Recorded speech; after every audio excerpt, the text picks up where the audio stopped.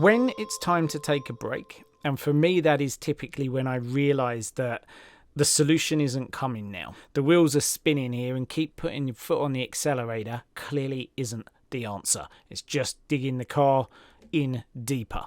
We want to take a break then, and what we do next is really important.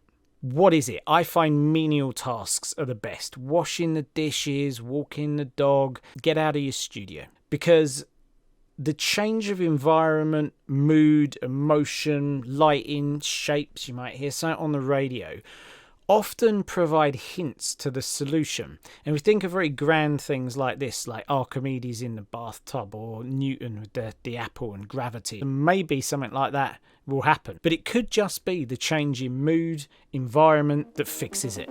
So something menial and get into a new space.